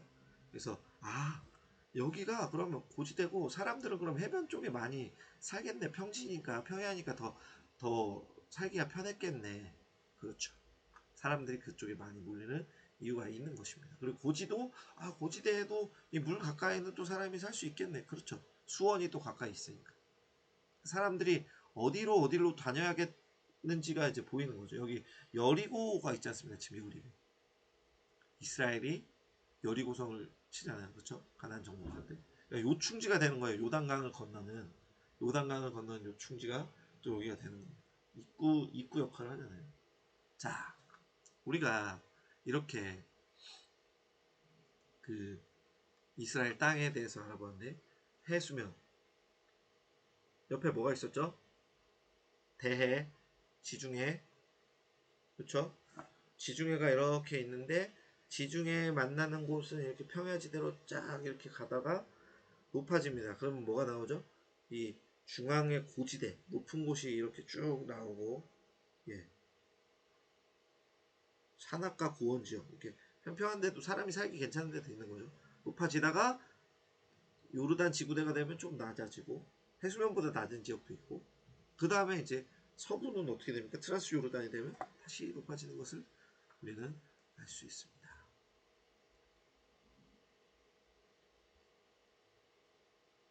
자, 넘어가 볼까요? 그 기타 지역이 있다. 43쪽 보면 성경에 등장하는 이 유명한 지형들을 익혀두면 성경을 읽을 때 도움이 됩니다. 우리가 아까 한 거랑 똑같은 거죠. 오, 그게 여기에 있었지? 지금 아까 우리 첫 번째 나눠본 것은 성경의 지리와 풍토, 기후에 대해서 알면 더 명확히 보인다는데 이것도 같은 거예요. 서울이 어딨지? 대구가 어딨지? 우린 말 안 해도 압니다. 그쵸? 그런데 지금 예루살렘이 어딨지? 가버나움이 어딨지? 갈릴리 바다가 어딨지? 지금 우리가 이걸 공부하면서 그 이해도를 높이고 있는 거죠. 지금 우리가 상상할 수 있잖아요. 갈릴리, 요단강, 밑에 뭐가 있습니까? 사해. 지금 이제 슬슬 머릿속에 들어오잖아요. 지도를 계속 보니까. 그러니까 우리가 성경 올 때, 아, 이 사람이 이렇게 저쪽으로 가는구나, 저쪽 멀리 가는구나, 뭐 이렇게 생각할 수 있는 거죠. 우리 머릿속에 그려지는 겁니다. 우리 머릿속에 이 이해가 생기기 시작하는 거니까. 아주 중요한 시간이라고 할 수 있는 거죠, 오늘도. 오늘 이 구약에 대해서 배움에 있어서 정말로 중요한 이 배경, 바탕을 알 수 있는 정말 좋은 문화의 이해 시간이 될 수 있습니다. 본문 43쪽 보면 중간에 특히 지형의 모양이나 기후의 변화들을 잘 아는 산악인이라면 그의 여행 향기는 아주 생동감이 있게 됩니다. 이처럼 성경에 대한 지형과 기후를 이해할 때도 동일한 현상이 나타납니다. 우리가 성경 본문을 공부할 때 지형과 기후 등 그 배경적인 상황을 충분히 알고 있다면 말씀이 더 생동감 있게 다가올 것이고 우리가 그 사람이 어느 거리를 갔더라 했을 때 그냥 갔구나가 아니라 거기는 그렇게 어려울 텐데 여긴 산을 건너야 되는데 여긴 강을 건너야 되는데 이런 생각을 할 수 있으니까 더 깊이 있게 이해할 수 있는 거죠. 말씀의 내용. 그래서 지금부터 기타 지역을 알아보겠습니다. 악고평은 지금 현재 명칭 아카라고 되어 있는데 43쪽 밑에 있습니다. 악고 예수님 당시에는 베니게의 지배를 받고 있었으며 헬레니즘 프톨레미 왕조가 기원전 4세기 돌레마이라 개칭하였다. 이곳은 바울의 3차 전도 여행에 등장하는데 돌레마이 지금 잘 보세요. 악고가 어디 있는지 잘 안 보이실 수 있어요. 글씨가. 자, 이 빨간색 악고 평원이니까 빨간색으로 원을 쳤습니다. 악고 플레인 오브 아코 되어있죠. 여기 악고 평야지대 그리고 또 여기 뭐가 있겠어요? 이 강이 이렇게 들어오면 뭐가 있습니까? 항구지대가 있다. 항구와 평야가 같이 발달되어 있으니까 사람들이 모여 살겠네요. 그러면 항구가 있으면 뭐가 됩니까? 사업의 요충지가 되겠죠. 그러면 뭐가 됩니까? 사람들이 돈을 많이 벌겠죠. 그쵸? 상인들이 많고 오가는 사람이 많고 유동인구가 많고 거주하는 사람이 많고 물건이 좋은 것이 희귀한 물건도 있고 또 다른 지역보다 음식이나 무기나 뭐 옷이나 이런 것을 많이 구할 수 있다. 그래서 오늘 책 마지막 보면 이 아코 지방은 좋은 항구로 상업이 번성하였으며 갈릴리 지방 입구니까 여기가 어퍼 갈릴리, 로어 갈릴리 해서 이게 갈릴리 지방인데 이 갈릴리 지역의 입구 역할을 하기 때문에 요충지가 되는 거죠. 군사적으로 요충지가 되어서 십자군 최후의 거점이 되었다. 오늘 43쪽에 나와 있습니다. 자, 그러면 우리가 지금 이 아코 지방을 알았는데 여기는 뭐가 되겠죠? 이제 이스르엘 계곡. 이스라엘이요? 아니요, 이스르엘 지역이 나옵니다. 이스라엘. 그럼 이스라엘은 뭡니까? 무기또 뭘까? 무기또 요새. 무기또와 이스라엘은 떼어놓을 수가 없어요. 왜냐하면 사진 보겠습니다. 여기가 이스라엘 평원입니다. 이스라엘. 제 사진 내릴게요. 이스라엘 지역인데 이스라엘 평원 지역인데 여기가 지금 이걸 어디서 보냐면 무기또에서 내려다보는 거예요. 무기또에서. 그러니까 이 지역에 지금 조금 더 이 짙은 색이 더 높은 거잖아요. 이 무기또 지역에서 여기 대평원 그레이트 플레인이라고 되어 있는데 이것을 이제 이스라엘 평원이라고 하는데 여기 대평원 지역을 내려다보고 있는 거죠. 무기또에서. 그렇기 때문에 이스라엘은 뗄 수가 없다. 44쪽 보면 이스라엘 계곡 동서리에 있는 유일한 자연적 횡단지며 교통 전략상의 요지다. 기드온은 여기서 7년 동안 이스라엘을 괴롭힌 미드안에게 승전하였다. 사울왕은 블레셋과 최후의 싸움을 벌이다 이곳에서 전사하였다. 지금 여기가 이렇게 땅이 올라가니까 그쵸? 웨스턴 힐 언덕이라고 되어 있잖아요. 여기 계곡지가 있고 물이 흐르기 때문에 그래서 우리가 그런 것을 발견할 수 있는 거죠. 지형적인 특징.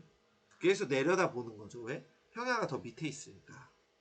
무기또 지금 무기또에서 내려본다 했는데 무기또 요새는 뭡니까? 가장 견고한 성체입니다. 44쪽에 무기또 가장 견고한 성체. 이스라엘이 가나안에 침입했을 때 점령하지 못한 곳이다. 유다왕 요시아는 이집트왕 바로 느고를 맞아 싸우다가 이 무기또에서 전사하였죠. 아마겟돈의 어원. 오늘 새벽 말씀 묵상에서 오늘 새벽 큐티에서 예수님의 군대와 짐승의 군대가 결전을 벌이잖아요. 그 아마겟돈의 장소가 어디가 배경이 되는 겁니까? 이 무기토. 그래서 여기 무기토라는 거. 여기 아코 평원지대, 그리고 여기 항구들, 그리고 여기 무기토와 앞에 있는 이스라엘 계곡과 또 여기 평야가 또 있다는 거. 자, 그 다음에 중요한 건 그 밑에입니다. 여기가 중요합니다. Plain of 샤론이라고 하네요. 여기가 샤론 평야. 아가서에서 아름다움을 샤론의 수선화로 표현했다. 아주 목축지로 적합하죠. 풀도 많잖아요. 지금 보면 여기, 그죠? 풀이 무성하죠? 그래서 여기 가이사랴라고 있는데 로마 시대 이래로 팔레스타인의 제1항이며 사도행전에 처음으로 등장하는 곳으로 빌라도와 고넬료가 주재했던 곳이다. 네, 이 샤론 평원에 대해서도 지금 살짝 보았습니다. 이렇게 목축이 잘 될 곳으로, 아름다운 곳으로, 물과 풀이 또 나무가 이렇게 어우러져 있죠. 그렇죠? 자, 요거는 이제 아까 본 홀만 킥소스 바이블 아틀라 넘어서 옥스퍼드 바이블 아틀라에서도 가져왔네. 옥스퍼드. 우리의 이해를 돕기 위해서 제가 이것을 가져왔기 때문에 적은 거예요. 왜냐하면 우리가 참조했으니까 참조했다고 적은 겁니다. 이해해 주시기 바라고. 이 책은 지금 여러분 없을 테니까 그냥 무시하셔도 됩니다. 자, 그러면은 이제 우리가 생각할 것은 이 샤론 평야, 뭐 아코, 이스라엘 계곡 알아보았는데 4번 보면 블레셋이라는 곳이 나와요. 블레셋 자손들이 나오는 거죠. 거기에 대해서 좀 알아보겠습니다. 얍. 블레셋과 5대 도시라고 적었는데요. 여기 보시면 가사, 아스돗, 요빠, 아스글론, 가드 이렇게 적어놨습니다. 그러니까 바로 어디 있는 거예요? 아코가 아까 여기 있었잖아요. 그리고 여기가 샤론이었잖아요. 그 밑에 예루살렘 근처에 이렇게 블레셋 사람들이 여기 거주하고 있었다는 거죠.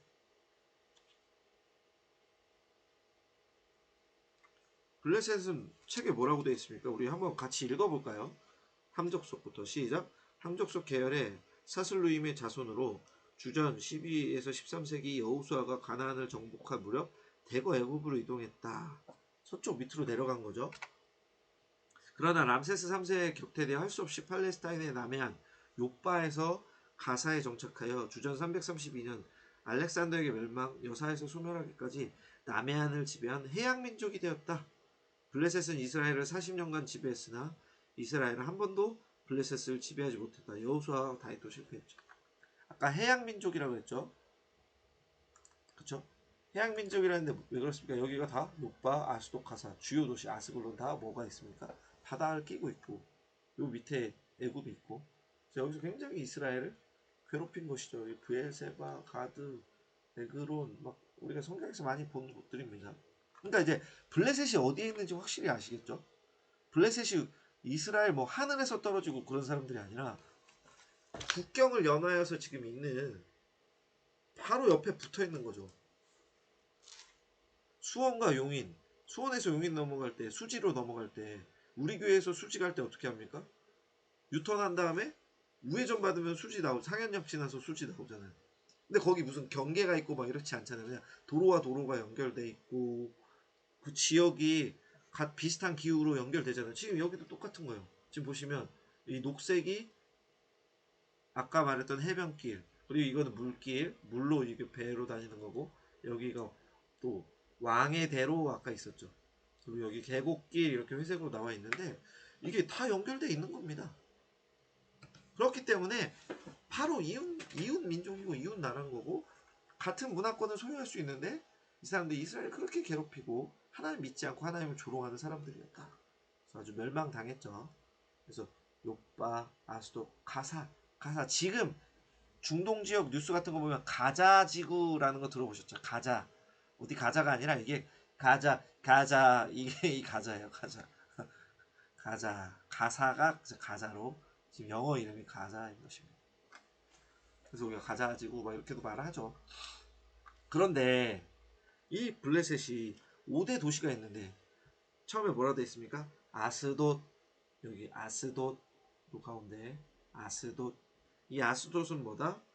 그들의 주신인 다곤의 성소가 있는 것. 다곤을 주로 섬기는 그 블레셋 사람들이 다곤을 주신으로 섬겼는데 여러 신을 섬겼지만 그 다곤의 주된 성소가 있다. 메인 성소가 있는 거죠. 아스글론은 여기죠. 요거죠. 아스글론은 뭐가 있습니까? 바알세불의 산당이 있습니다. 가드 어디죠? 여기죠. 가드는 블레셋 평야, 여기가 평야잖아요. 그리고 여기가 구릉지, 여기가 좀 높은 데인데 이 블레셋 평야와 세벨라 구릉지의 요충지 접경 지역입니다. 골리앗이 가드 사람인데 이 세벨라 구릉지에 대해서는 조금 이따가 이 5대 도시 하자마자 말씀드릴게요. 세벨라 혹은 쉐펠라라고도 하는데 그 지역이 어떻게 생겼는지 이건 또 지도를 통해서 이 위에서 내려다보는 지도 말고 옆에서 보는 지도로 볼 때 더 이해가 쉬울 수 있습니다. 아까 이스라엘의 지형적 특징을 알아본 것처럼 가사는 어디죠? 가사 여기 전략적 요충지다. 알렉산더, 로마, 이슬람, 십자군, 나폴레옹 등이 점령했다. 왜냐면 이게 해안적으로도 연결돼 있고, 그죠? 또 길로도 연결돼 있고, 또 이쪽 쉐펠라로도 넘어갈 수 있고, 또 다른 도시로도 갈 수 있으니까 요충지. 항상 교통이 발달되면 요충지가 되지 않습니까? 그다음에 요빠, 여기는 예루살렘의 외항이다. 예루살렘이 가깝죠? 예루살렘의 외항, 이스라엘의 제1의 무역항이다. 요빠가. 요나는 어디서 다시스로 가는 배를 탔습니까? 바로 이 요빠에서 탔습니다. 요나가 요빠에서 배를 타고 다시스로 간 거예요. 그리고 베드로가 죽은 다비다가 죽어서 베드로가 사도행전에서 살리잖아요. 그거 어디서 살렸다? 이 요빠. 베드로가 이 요빠 근처에 있었거든요. 그래서 요빠에서 제자들을 보내서 베드로를 데리고 와서 하나님께 기도하고 살아나죠. 놀라운 역사가 있었던 곳이 요빠. 자, 이 5대 도시 요빠, 아스돗, 가사, 아스글론, 가드에 대해서 알아보는데 이 쉐펠라 구릉지에 대해서 한번 알아보겠습니다. 여기 써있죠. 쉐펠라. 색깔로 봐야 됩니다. 색깔이 옅은 거는 평지고요. 여기 올라갈수록 뭐가 됩니까? 구릉지대가 나오는데 지금 보시면 이 쉐펠라 지대는 블레셋 평원과 제 사진을 지울게요. 블레셋 평원과 유다의 이 저지대를 잇는 최전방 방어선이 되는 거죠. 여기가 이렇게 요바까지 해서 요바까지 있었잖아요. 이렇게 애들이 이렇게 막는다면 이스라엘에서 와 이렇게 내려와도 여기서 막을 수 있는 것입니다. 저기 헤브론, 기브온 뭐 여러 가지 도시들이 있는데 그건 좀 이따 유다 지역에 대해서 알아보면서 다시 한번 살펴보기로 하고요. 아무튼 이 쉐벨라 구릉지는 이렇게 평지와 바다, 평지 그리고 어떻게 된다? 여기 이 위로 올라가는 이 지역을 얘기하는 거기 때문에 누구에게 중요하겠어요? 블레셋 사람에게 굉장히 중요한 곳입니다. 왜 자기들에게는 여기 뚫리면 위험하니까 여기 방어와 여기를 공격 전초 기지로 삼을 수밖에 없는 거죠. 삼손과 들릴라 사건, 그리고 다윗과 골리앗, 그리고 하나님의 법궤를 뺏겼잖아요. 그곳이 이 쉐벨라 구릉지 여기 지대에서 일어났다. 여기서 전투를 많이 할 테니까 막 아스돗까지 와서 바로 전쟁을 할 수가 없는 거예요. 그죠? 왜냐하면 여기를 뚫어야지 들어갈 수가 있으니까. 그러니까 여기가 블레셋에겐 방어선이요. 이스라엘로서는 이쪽으로 쳐들어가야 되는 중요한 요충지가 되는 서로 간의 요충지가 되는 거죠. 마치 6.25 때 우리나라가 이제 휴전 협상 하기 전에 정말 막 산이 붉게 될 정도로 폭탄 아주 맞아가지고 나무가 다 없어져가지고 일진일퇴를 며칠 동안 계속했다 그러잖아요. 휴전 협정이 발표나는 그때까지. 그것처럼 여기가 굉장히 치열한 곳이었다는 것을 이해하시면 됩니다. 자, 그럼 유다 고지, 유다 지파의 유다 왕조의 중심 거점이 됐던 곳을 알아볼까요? 자, 아까 여기 셰펠라 지역 봤죠? 그쵸? 여기 밑에서 이 팔레스타인, 필리스티아, 블레셋 사람들의 평지라고도 여기를 부르는데 아스돗 아까 있었죠? 아스돗 요파 여기 있습니다. 거기서 이렇게 셰펠라 지역에서 얘들이 방어를 해야 되는데 유다는 어디 있습니까? 여기 있습니다. 그래서 기브온, 예루살렘, 미스바, 베다니, 예루살렘, 베들레헴, 헤브론 이렇게 있는데요. 이 마사다 요새도 보이고 이 곳에서 이스라엘이 일로 쳐들어가야 되는 거예요. 그러니까 사실은 뭡니까? 이스라엘이 얘네를 공격할 때 와 이러고 산지에서 밑으로 내려가야 되는 형국이 있는 거죠. 그리고 블레셋이 쳐들어올 때는 어떻게 해요? 사실 예루살렘이 이스라엘이 산지에서 걔들이 올라오는 걸 또 방어해야 되는 거죠. 그러니까 이런 지형적인 특징도 우리가 생각해야 되는 거죠. 기브온 먼저 보면 기브온 어디 있습니까? 기브온 여기 있죠. 기브온 이렇게 돼 있죠. 기브온은 아모리와의 전쟁에서 기적이 일어났던 곳이며 솔로몬이 일천 번제를 드렸습니다. 아모리와의 전쟁에서 기적이 일어났다. 여호수아 10장 12절인데 한번 볼까요? 자, 여호수아 10장 12절 보겠습니다. 하나님께서 좀 글씨 크게 할게요. 여호와께서 아모리 사람을 이스라엘 자손에게 넘겨주시던 날에 여호수아가 여호와께 아뢰어 이스라엘의 목전에서 이르되 태양아 너는 기브온 위에 머무르라 달아 너도 아얄론 골짜기에서 그리할지어다. 그래서 태양이 머물고 달이 멈추기를 백성이 원수를 갚기까지. 근데 여기 뭐가 나와요?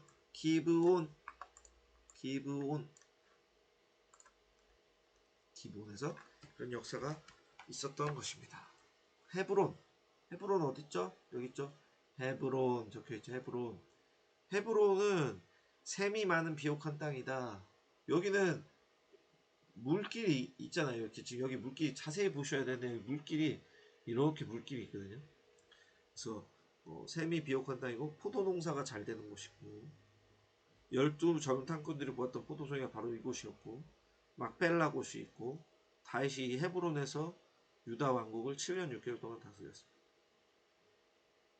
베들레헴 어디죠? 베들레헴 여기 있습니다. 베들레헴 콘스탄틴이 이곳에 성탄교회에서 황제가 현재 아랍인의 도시로 70%가 기독교이며 나머지는 이슬람교다. 베단이 어디 있습니까? 베단이 여기입니다. 베단이는 이 영어 이름으로는 없어요. 그래서 그냥 이 위치만 찍은 겁니다. 베단이가 예루살렘 근처에 있는데 예수님께서 나사로를 살린 곳이고 이 베다니에서 예수님께서 예루살렘으로 입성하시는데 가깝다 그랬죠? 3km 정도 나귀를 타고 이동하셨다고 되어 있습니다. 예루살렘 본래 여부수족의 성읍이었으나 다윗이 점령해서 유다의 성읍으로 삼았습니다. 예루살렘 굉장히 중요하죠. 미스바 사무엘이 사울을 왕으로 선포한 곳이 바로 이 미스바입니다.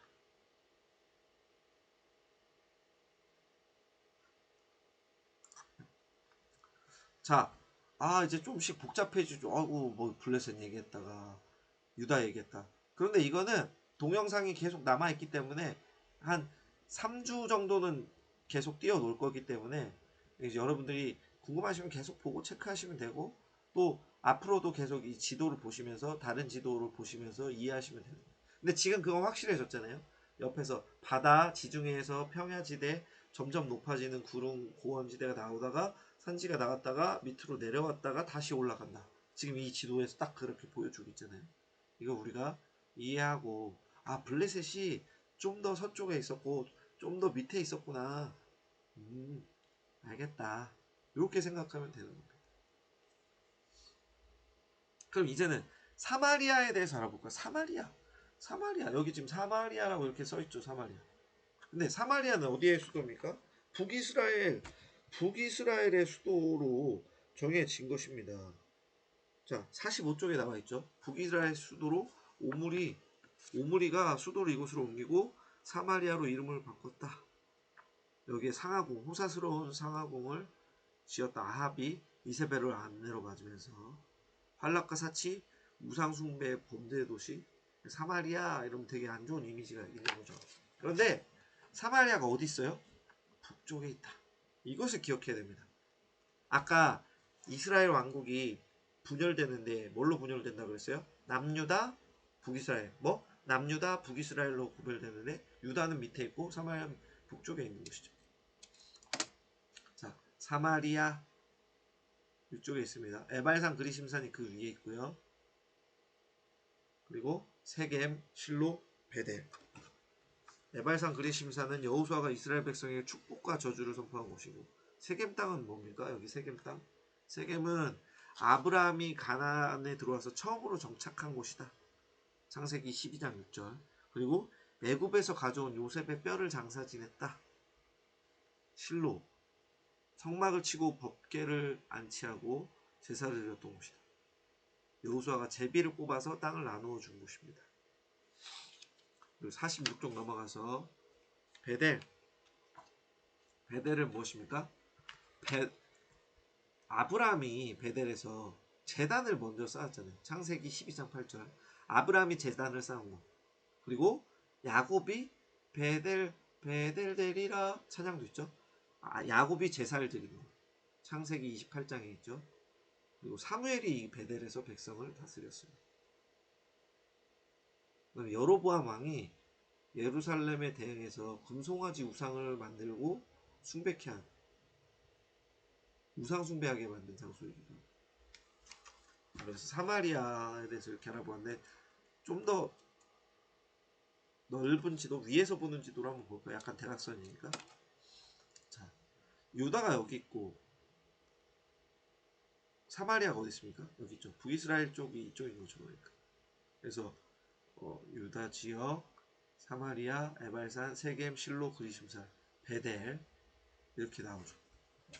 그러니까 이제 조금 더 그림이 이걸로 보니까 더 확실해지죠. 아, 여기가 북이스라엘 지역, 여기가 남유다 지역, 이쪽은 그 블레셋 지역. 이렇게 알겠다. 라고 여러분들이 아시면 됩니다.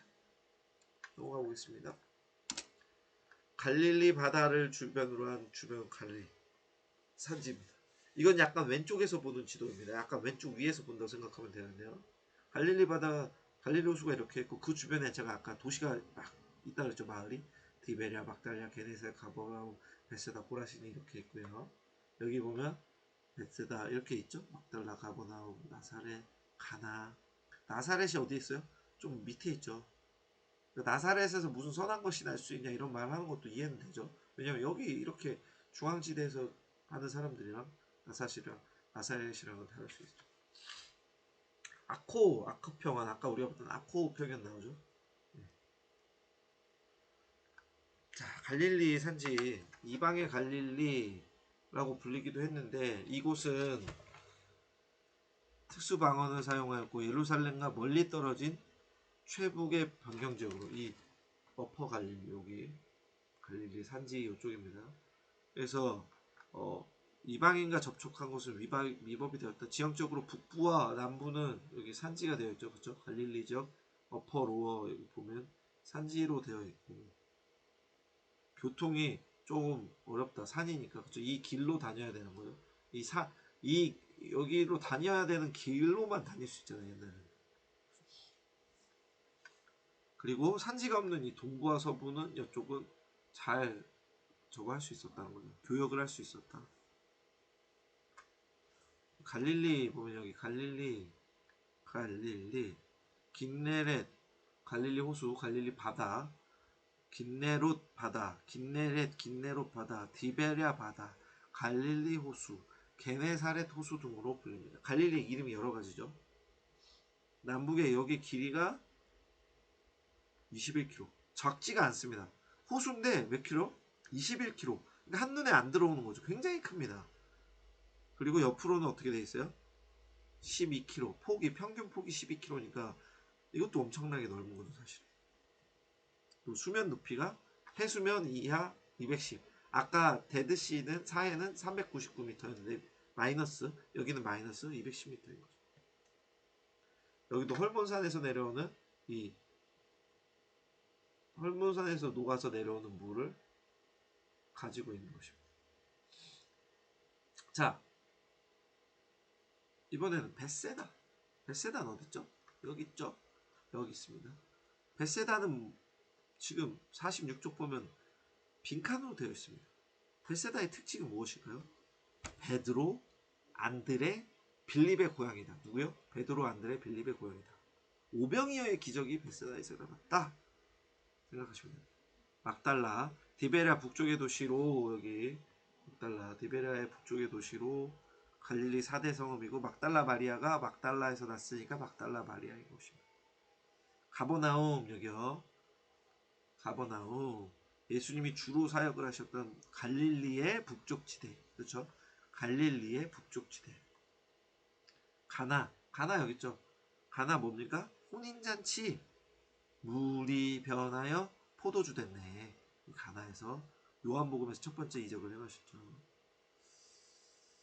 디베랴, 디베랴 여기 있습니다. 요 막달라하고 가려가지고 티베, 여기 영어로 돼 있죠.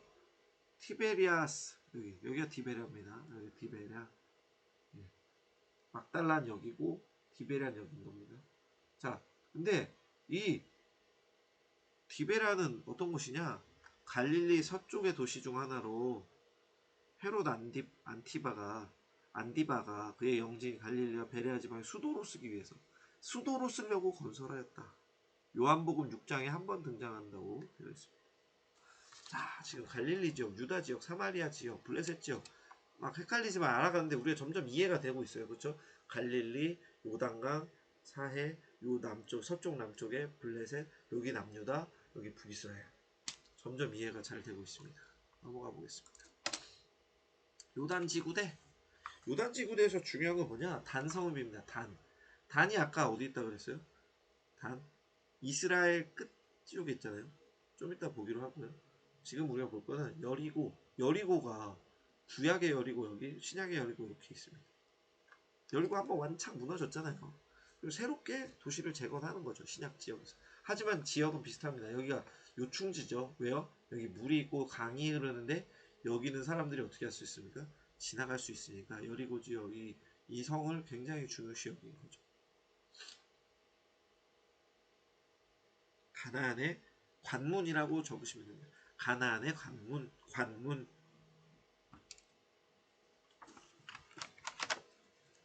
아름다운 과수원과 종려나무가 유명하다고 합니다. 아름다운 과수나무와 종려나무가 유명하다. 헤롯이 이곳을 로마풍으로 새로 건설해서 신약에서 여리고 나올 때 헤롯이 이곳을 새롭게 로마풍으로 건설해서 별장으로 사용할 수 있게 귀족들이 제공하였다고 하고요. 4년 뒤에 헤롯이 이곳에서 죽었습니다. 삭개오가 예수님을 만난 곳이 여리고죠. 사해, 지금 여기 사해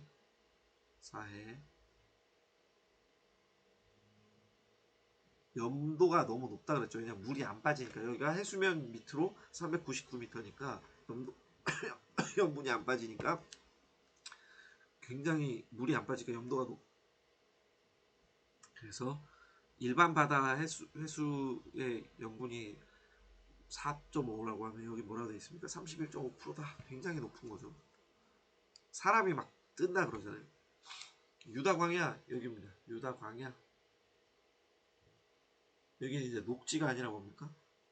이 메마른 땅, 어렵고 힘든 땅이 바로 유다 광야입니다. 유다 산지와 사해 사이에 있습니다. 서쪽의 산지가 지중해 습기를 막는 거예요. 그러니까 비가 오지 않죠.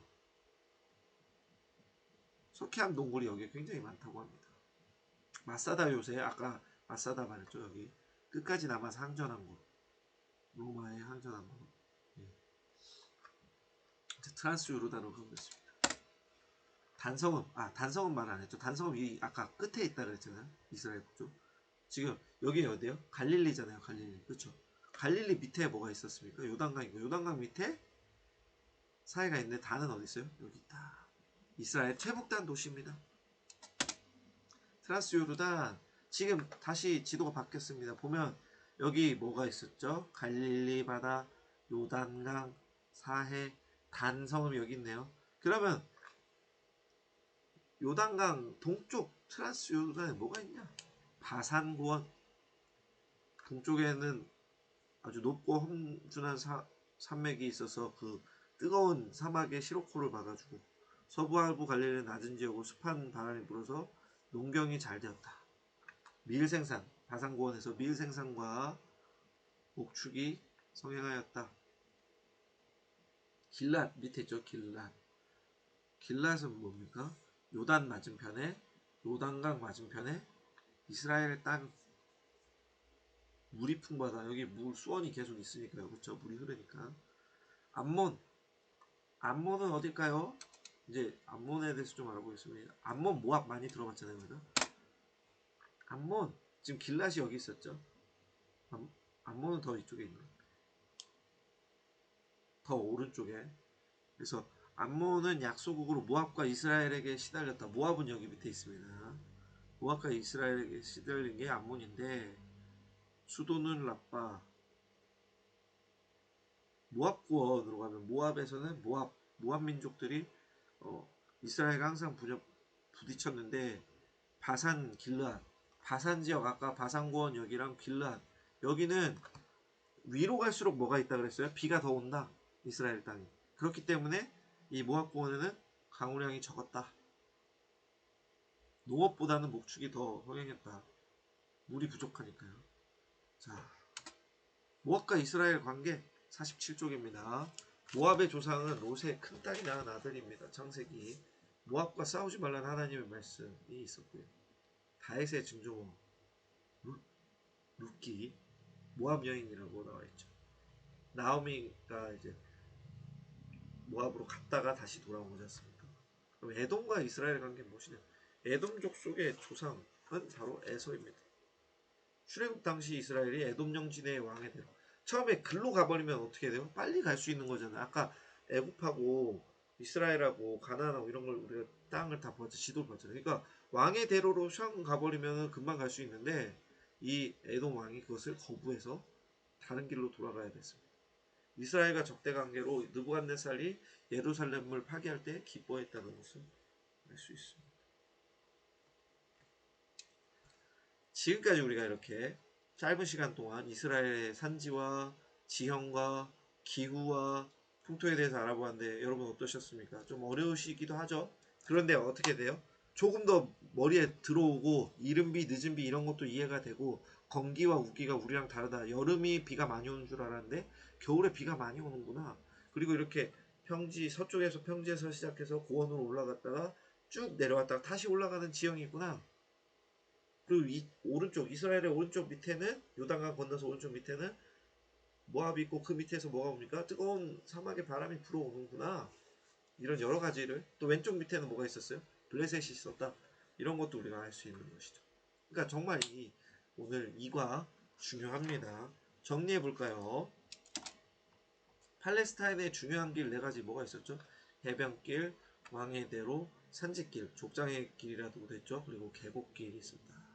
팔레스타인 중요한 지형들의 특징. 악고평원 갈릴리 지방에 있고 항구가 발달했다 그랬죠. 중앙계곡 이스라엘 최대의 곡창지대다. 샤론 평야 아까 이렇게 딱 봤더니, 위에서 봤더니 어떻게 돼 있습니까? 물이 있고 풀과 나무가 막 목초가 많았죠. 그래서 굉장히 경관이 좋다고 이야기를 들었고, 그 다음에 목축지로 적합하다는 이야기를 받았습니다. 그래서 블레셋 평야, 블레셋 해안 도시로서, 해안 국가로서, 해안 민족으로서 해안의 도시가 발달된 5대 도시 중에 3개가 있었고, 그쵸? 그래서 정말로 이 사람들이 좋은 지형 지리를 가지고 있으면서도 굉장히 악하게 살았음을 우리는 알 수 있죠. 가사는 전략적 요충지, 요빠는 제1의 무역항이었다. 세벨라 구릉지, 블레셋에서 유다로 넘어가는 세벨라 구릉지가 있었죠. 그쵸? 평지에서 이렇게 올라가는 땅이었지 않습니까? 그러니까 블레셋에게는 최전선이 되는 방어선이고 유다에게는 블레셋으로 들어가는 첫 관문이 되는 것이 이 세벨라 고르지였다. 유다 고지에는 뭐가 있었습니까? 유다의 주요 도시들이 있었죠. 기본, 헤브론, 베들레헴, 베다니, 예루살렘, 미스바 이렇게 이쪽에 있었고요. 사마리아 산지는 유다의 어느 쪽에 있었죠? 북쪽에. 사마리아는 이스라엘의 위에 있었다. 사마리아와 에발산, 그리심산, 그리고 세겜, 실로, 베델 이렇게 있었죠. 갈릴리 산지, 갈릴리 산지는 뭡니까? 갈릴리 바다, 갈릴리 호수. 근데 호수라고 해서 조그맣지 않았죠. 길이가 21km, 폭이 평균 12km에 달할 정도로 굉장히 넓은 호수였는데 그 주변에 마을들이 많이 발달해 있었다. 베세다, 막달라, 가버나움, 가나, 디베라 뭐 이런 것도 알아보고 갈릴리의 다른 이름들도 우리가 알아보았습니다. 그리고 요단지구대에 단성읍, 맨 위에 단성읍이 있었고 이 사이 지점 이렇게 했다가 높아졌다가 낮아지는 그 사이 지점에 뭐가 있었죠? 제일 위에 단이 있었고 여리고 이 요충지 가운데로 이어주는 여리고가 있었고 그 밑에 사해가 있었고요. 유다 광야, 마사다 요새가 사해 옆에 있었죠. 그리고 트란스 요르단 오른쪽에 바산고원 굉장히 강물이 재배 잘 되고 좋은 곳이라 그랬죠. 그 바산고원과 길르앗지대 그리고 암몬, 모압 원을 우리가 알아보았습니다.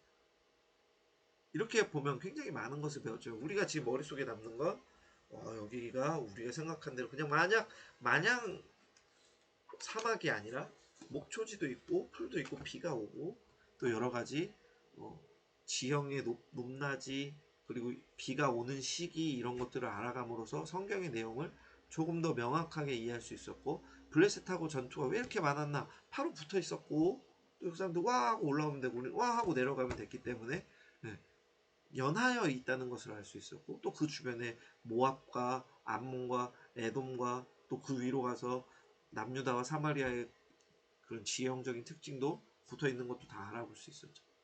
그래서 이를 통해서 우리가 구약 성경을 읽을 때 또 신약 성경을 읽을 때 지형과 지리와 그곳에 대한 이해도가 조금 더 예전보다 깊어졌으리라 믿습니다. 오늘 긴 시간 수고하셨고 기도로 시간을 마치도록 하겠습니다. 다 같이 기도하겠습니다. 사랑의 하나님 아버지 감사합니다. 우리가 이렇게 하나님의 말씀 또 하나님의 역사가 임했던 구약의 또 신약의 터전인 이스라엘 땅에 대해서 알아보았습니다. 그 지형적인 특징과 또 기후의 특징과 강수량과 또 그곳에서 나는 작물들과 또 그곳에 있는 여러 도시들과 민족들의 배치와 또 그런 지형 지물 위치를 알아보았는데 아버지 하나님께서 이런 지리적인 지혜를 통해서 지식을 통해서 하나님의 말씀이 더 깊이 이해되게 하시고 하나님의 말씀이 머릿속에 그려지게 하시고 아버지 하나님께서 말씀 주신 늦은 비와 이른 비를 주시겠다는 말씀이 그냥 문학적인 표현이 아니라 실제로 이스라엘 사람들에게 정말로 필요한 것이고 어떤 것이었는지를 우리가 깨닫게 하시니 감사드립니다. 아버지 하나님께서 주신 이 지혜를 통해서 하나님 말씀을 더 깊이 묵상하게 하시고 그 말씀 속에 담긴 하나님의 뜻을 깨달아 우리가 하나님 말씀에 순종하여 하나님과 온전히 동행하며 은혜를 충만히 누리는 귀한 역사 한 명 한 명에게 부어 주시옵소서. 아버지 하나님께서 역사해 주실 줄 믿고 또 다음 주까지 우리가 열심히 예습해서 다음에 만날 때에도 더 깊은 내용으로 하나님께서 이해와 깨달음을 주실 줄 믿사하며 우리 주 예수 그리스도의 이름으로 간절히 기도드렸습니다. 아멘. 네, 감사합니다.